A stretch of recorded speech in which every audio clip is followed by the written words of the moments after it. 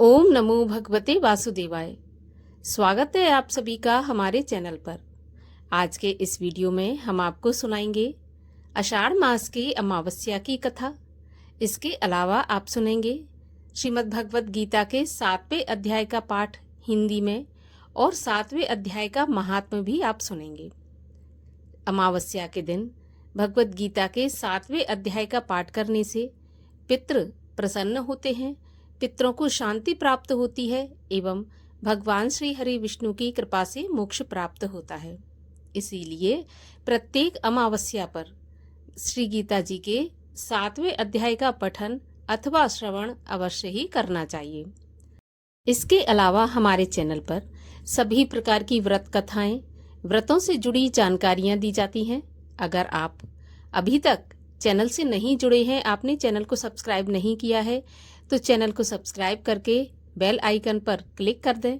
और अगर आज की ये वीडियो अच्छी लगे तो लाइक करके शेयर करें, साथ ही कमेंट में ओम नमो भगवते वासुदेवाय अवश्य लिखें। तो चलिए अब हम शुरू करते हैं अमावस्या की कथा।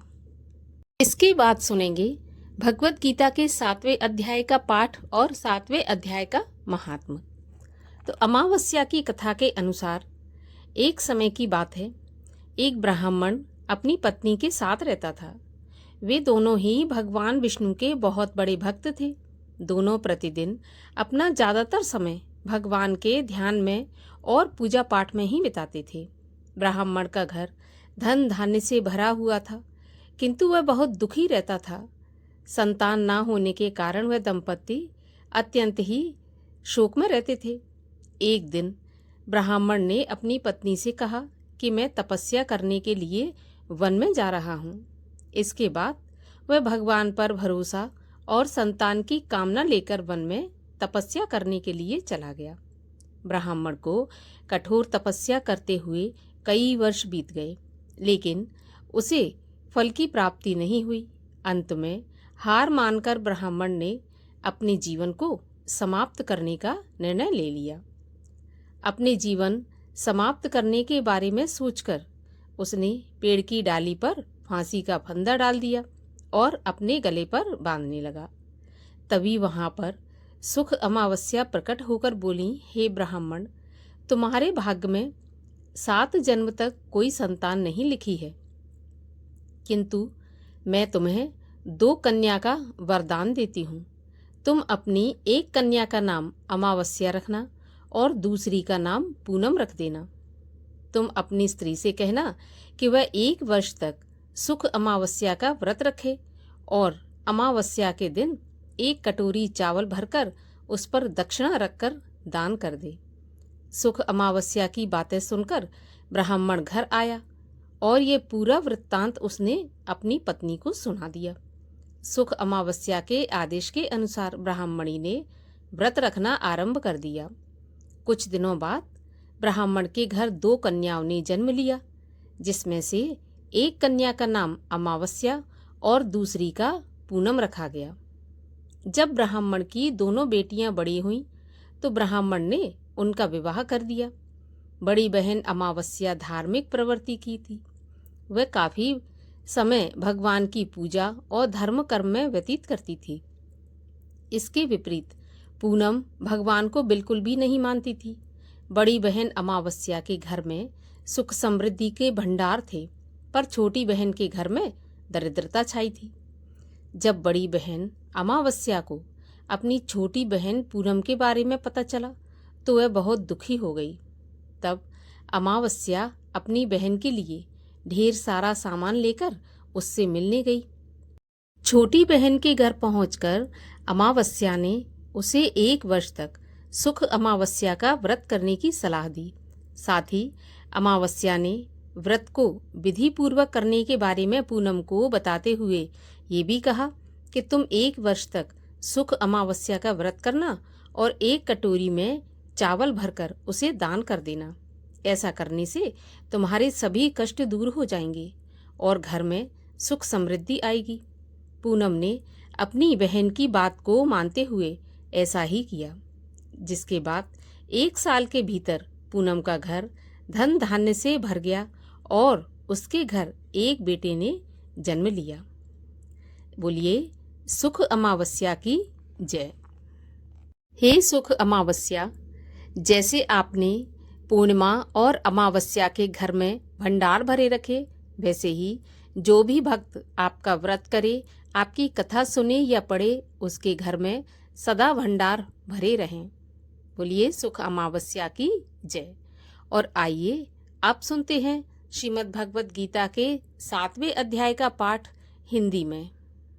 श्रीमद् भगवत गीता के 7वें अध्याय का पाठ सुनाते हुए भगवान श्री कृष्ण अर्जुन से कहते हैं कि हे अर्जुन, मुझ में मन लगाकर, मेरे ही आश्रित होकर योग अभ्यास करते हुए मेरे स्वरूप का संशय रहित पूर्ण ज्ञान कैसे होगा वो सुनो। विज्ञान के सहित वह पूर्ण ज्ञान मैं तुम्हें सुनाता हूँ, जिसके जानने से तुमको इस लोक में और कुछ जानना शेष नहीं रहेगा। हजारों मनुष्यों में से कोई एक सिद्धि प्राप्ति के लिए यत्न करता है। उन यत्न करने वाले सिद्धों में से भी कोई बिरला ही मुझे ठीक से जान पाता है। पृथ्वी, जल, अग्नि, वायु, आकाश, मन, बुद्धि और अहंकार, ये 8 प्रकार की मेरी माया है। इस प्रकृति को अपरा अचेतन अर्थात जड़ कहते हैं। और हे महाबाहो, इससे दूसरी प्रकृति चेतन है, जिसने ये संपूर्ण जगत धारण किया है। इन्हीं दोनों प्रकृतियों से सब प्राणी मात्र उत्पन्न होते हैं। ऐसा जानो, यह प्रकृतियां हमसे ही उत्पन्न हुई हैं। इस प्रकार जगत की उत्पत्ति और प्रलय का कारण मैं ही हूँ। हे धनंजय, धागों में जिस प्रकार मणि पिरोई जाती है, उसी भांति ये संसार मुझ में ही गुथा हुआ है। मुझसे परे और कुछ भी नहीं है।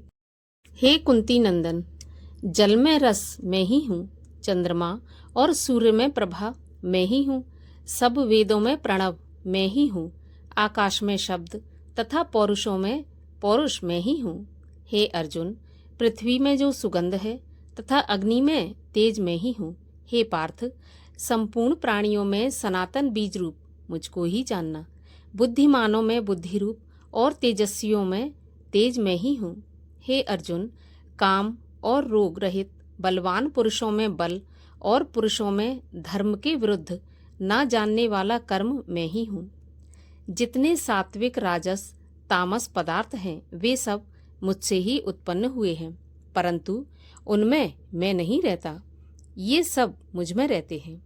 सत्य, रज, तम, ये तीनों गुणों के प्रभाव से ये सारा संसार मोहित रहता है। इस कारण यह इससे परे मुझ अव्यय परमात्मा को नहीं जानता। मेरी यह गुणमयी और दिव्य माया अत्यंत दुष्कर है। जो मुझको अनन्य भाव से भजते हैं, वे इस माया को पार कर जाते हैं। जो पापी, मूढ़, नर अधम, माया ने जिनका ज्ञान हर लिया है और आसुरी भाव ग्रहण किए हुए हैं, वे मुझको नहीं पाते। हे भारत श्रेष्ठ अर्जुन, 4 प्रकार के जीव मुझको भजते हैं। दुखिया, जिज्ञासु, ऐश्वर्य की कामना करने वाला और ज्ञानी, जिनमें मुझे सदा एकाग्र चित्त और केवल मेरी भक्ति करने वाले ज्ञानी पुरुष श्रेष्ठ लगते हैं, क्योंकि मैं ज्ञानी को अत्यंत प्रिय हूँ और वह मुझको प्रिय है। यद्यपि ये सभी भक्त श्रेष्ठ हैं, तथापि ज्ञानी तो मेरी आत्मा है, क्योंकि वह मुझ में ही मन लगाकर मुझको ही सर्वोत्तम गति मान मेरा ही आश्रय ग्रहण करता है। अनेक जन्म में अनंतर ज्ञानी मुझे पा लेता है। ऐसा महात्मा अत्यंत दुर्लभ है, जो सब जगत को वासुदेवमय समझे।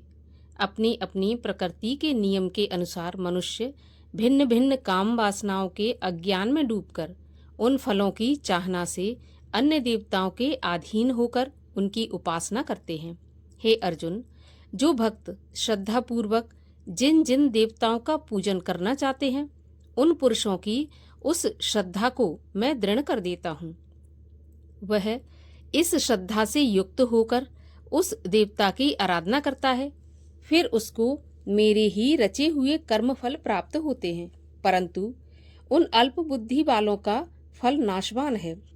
देवताओं के आराधना करने वाले देवताओं को मिलते हैं और भक्तजन मुझ में मिल जाते हैं। मेरे अव्यय, अविनाशी, अच्युतम स्वरूप को ना जानकर मंदबुद्धि लोग मुझे अव्यक्त को व्यक्त अर्थात देहधारी मानते हैं। मैं योग माया से आच्छादित होने के कारण सबको नहीं दिखता। उसी से मूढ़ लोग अनादि तथा अविनाशी मुझको नहीं जानते। हे अर्जुन, मैं भूत, भविष्य और वर्तमान के सभी प्राणियों को जानता हूँ, पर मुझे कोई भी नहीं जानता। हे भारत, हे परंतप, इच्छा और द्वेष से उत्पन्न होने वाले सुख, दुख आदि द्वंद्वों के मोह से जगत के सभी प्राणी भ्रम में फंस जाते हैं। जिन पुण्य आत्माओं के पाप नष्ट हो गए हैं, वह पुरुष द्वंद्व के मोह से छूटकर दृढ़ निश्चय करके मेरी भक्ति करते हैं। जो मेरा आश्रय लेकर जन्म मरण के दुख दूर करने के अर्थ प्रयत्न करते हैं, वे पुरुष ब्रह्म, आत्मज्ञान और संपूर्ण ज्ञान को जानते हैं। जो अधिभूत, अधिदेव और अधियज्ञ इन सब में व्यापक मुझे जान पाते हैं, वे समाधिष्ठ पुरुष मरण काल में मुझको जानते हैं। इस प्रकार भगवान ने अर्जुन को गीता के 7वें अध्याय का पाठ सुनाया। और आइए अब हम 7वें अध्याय के महात्म को सुनते हैं, जिसको सुनने से हम ये जानेंगे कि 7वें अध्याय का श्रवण करने से या पठन करने से हमें किस फल की प्राप्ति होती है। तो 7वें अध्याय के महात्म के अनुसार भगवान श्री नारायण लक्ष्मी जी से बोले, हे लक्ष्मी, अब 7वें अध्याय का महात्म सुनिए। एक पटेल नामक नगर था, जिसमें शंकुकर्ण वैश्य रहता था। वह व्यापार करने को नगर के बाहर कहीं परदेश को जा रहा था कि रास्ते में शंकुकर्ण को एक सर्प ने डस लिया, जिससे उसकी मृत्यु हो गई। तब उसके साथी वहीं रास्ते पर उसका दाह क्रिया करके आगे को सिधारे। जब लौटकर उसके साथी घर आए तो शंकुकर्ण के पुत्र ने पूछा कि मेरा पिता कहाँ है।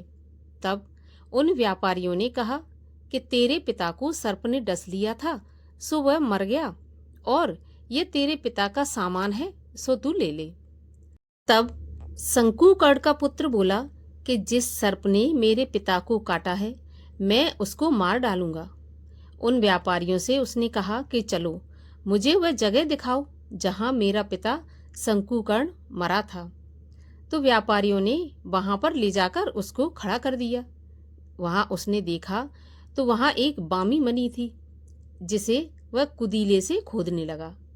जब छेद बड़ा हुआ तो वहां से एक सर्प निकला। सर्प बोला, तू कौन है और मेरा घर क्यों खोद रहा है? तब उस बालक ने कहा कि मैं शंकुकर्ण का पुत्र हूँ। जिस सर्प ने मेरे पिता को मारा है, मैं उसको मार डालूंगा। तब सर्प ने कहा कि पुत्र, मैं तेरा पिता हूँ, तू मुझे इस अधम देह से छुड़ा और मुझे मत मार। यह मेरा पूर्व जन्म का कर्म था, सो मैंने भोगा। तब पुत्र ने कहा, हे पिता, कोई यत्न बताओ जिससे तुम्हारा उद्धार हो। तब उस सर्प ने कहा कि पुत्र, किसी गीता पाठी ब्राह्मण को घर में भोजन कराओ और उसकी सेवा करो, तो उसके आशीर्वाद से मेरा कल्याण होगा। तब उस बालक ने अपने घर पर उस नगर में जितने गीता का पाठ करने वाले थे, उन सबको बुलवाकर श्री गीता जी के 7वें अध्याय का पाठ कराया और उनको भोजन करवाया। तब उन ब्राह्मणों ने आशीर्वाद दिया। तब तत्काल वह अधम देह से छूटकर देव देह पाकर विमान पर चढ़कर आकाश मार्ग को जाता हुआ अपने पुत्र को धन्य धन्य कहता हुआ वैकुंठ धाम को प्राप्त हुआ। तो प्रेम से बोलिए, श्री लक्ष्मी नारायण की जय, भगवान श्री कृष्ण की जय। ओम नमः शिवाय। हर हर महादेव।